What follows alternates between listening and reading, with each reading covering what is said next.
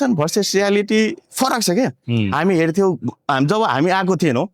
भने हेर्थ्यो यो मान्छे यस्तो पोस्ट हालेछ कति घुम्छ कति के गर्दैछ यहाँ पछि थाहा पायो कि त्योहरू केही होइन क्या हो महिनामा एकपल्ट घुम्नु गइन्छ नेपालमा भएको साथीहरूले या भाइहरूले हेर्ला ए यिनीहरू त घुमिरहेछ मोज गरिरहेछ no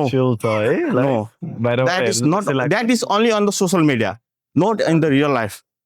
real life is too difficult र अर्को कुरा भनेपछि त्यहाँदेखि यहाँ चाहिँ के सिक्नु पायो भनेपछि नम्बर 1 टाइम म्यानेजमेन्ट हो हाम्रोतिर हुन्छ ल कतै काम गरिरहेछ 10 मिनट ढिला भयो एक्सक्युज एक दिन एक्सक्युज 2 दिन त्यहाँ महिना एक्सक्युज गर्न सकिन्छ नेपालमा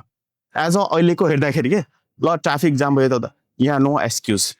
एक दिन एक्सक्युज गर्यो अर्को दिन एक्सक्युज गर्यो for day will get fire punctual time is the one of the main thing time is money अर्को कुरा भनेपछि के यहाँ पछि एउटा भन्नाले पनि सेल्फ डिपेन्डेन्ट भइन्छ क्या मेन्टालिटी पुरै प्रिपेयर हुन्छ क्या हो यो कुरा यस्तो गर्नु छ यो कुरा यस्तो नेपालमा भएपछि ल आमा बाउलाई पैसा हालिदिने यतिकै भयो ल अब 5 दिनमा सकाइयो ल 1 महिनाको त्यो खर्च पठाएको छ तर 5 दिनमा सकाइयो त्यसपछि फेरि हालिदिनु पैसा सक्यो भनेर तर यहाँ त्यस्तो हुँदैन यदि कसैको मन्थली बेसिसमा स्यालेरी दिन्छ कसैको विकली बेसिसमा स्यालेरी दिन्छ पहिले प्रिपेयर गर्न राख्नुपर्छ भाइ यति ग्रोसरीको लागि यति ट्राभलिङको लागि यति रुम रेन्ट यति एक्स्ट्रा यति हो त्यसरी मेन्टली प्रिपेयर चाहिँ भने सेल्फ डिपेन्डेन्ट भइन्छ एउटा के जोड्न सक्छु भने हजुर लाइफमा चाहिँ कहिले पनि धेरै एक्सपेक्टेसन्सहरू चाहिँ सबैसँग नराख्नु कि हजुर त्यो त किनभने even am being very honest होइन फ्यु कन्सल्टेन्सिजबाट पनि यहाँ हुनुहुन्छ सबैजना होइन but their work is to get you connect with the other country कि होइन वन्स अब भोलि आज कसैले तिम्रो लागि खाना बनाइदिएछ भने that's the end of this त्यो लाइनको कि त्यो सक्यो कि त्यहाँ हजुर you just need to eat that's it सक्यो एन्ड डोन्ट एक्सपेक्ट कि उसैले मेरो लागि खाना बनाएको छ भने उसैले भाँडा पनि धोइदिन्छ मेरो भन्ने त हुँदैन नि त हजुर some things you have to do by yourself as well maybe yes I also know होइन I also keep on telling them कि बरु हामीलाई चाहिँ स्टुडेन्ट्स कम भए तापनि और जे भयो भने पनि केही छैन तर we can not play with the life of students के we certainly never gonna be त्यो हाम्रो गोलै होइन the reason I was never signed with any of the consultancies मेरो लाइफ एन्टायर लाइफमा because I know so many things happens in that way but the only reason I was with Bridge International was because I found something interesting in them. I studied around like 1 month ko लागि नै त्यो study गरेको छ कि कसो हुन सक्छ के हुन सक्छ but I can take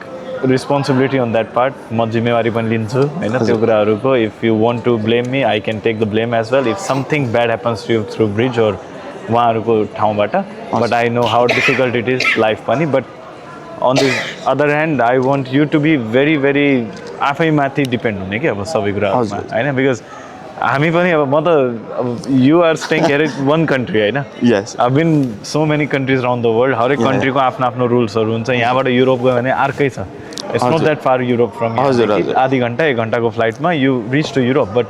everything is certainly opposite to what you get in UK you go to US something different, you go to Australia, something different. All continent has their own different rules, regulations, but if you know कि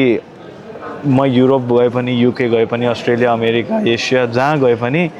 if I know how to behave, if I know how to do everything in my own ways आफ्नो राम्रो तरिकाले मैले discipline भएर मैले मेहनत गरिराखेँ भने I don't need to be worried about anything. But मलाई त्यहाँसम्म पुऱ्याइदिने मेरो हातमा भिजा, मेरो हातमा टिकट, मेरो हातमा के भन्छ लगेजहरू मेरो हुनु पऱ्यो फ्लाइट चढाइदिने मान्छे कोही पनि चाहिएन आफै जान्छु म फ्लाइटले मलाई राम्ररी ल्यान्ड गराइदिनु पऱ्यो त्यहाँ गएर मलाई कोठासम्म पुऱ्याइदिने कोही मान्छे हुनु पऱ्यो त्यसपछि I take care of myself फ्लाइटमा चढ्ने बेलामा त्यो सुन्यो होला नि त अक्सिजन मास्क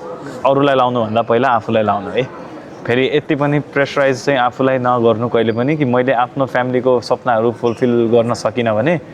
म छोडिदिन्छु मेरो लाइफै त्यागिदिन्छु भन्ने होइन पहिला आफ्नो सपनाहरू फुलफिल गर्ने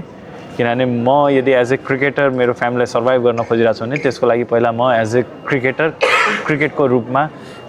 रूपमा मैले पर्फर्मेन्स दिन सक्नु पऱ्यो मैले अन द फिल्ड गएर मैले आफ्नो सपनाहरू पुरा गर्न सक्नु पऱ्यो eventually everything will fall in place कि त्यसपछि everything will start following you as well Bridge International, bridging education and ambition.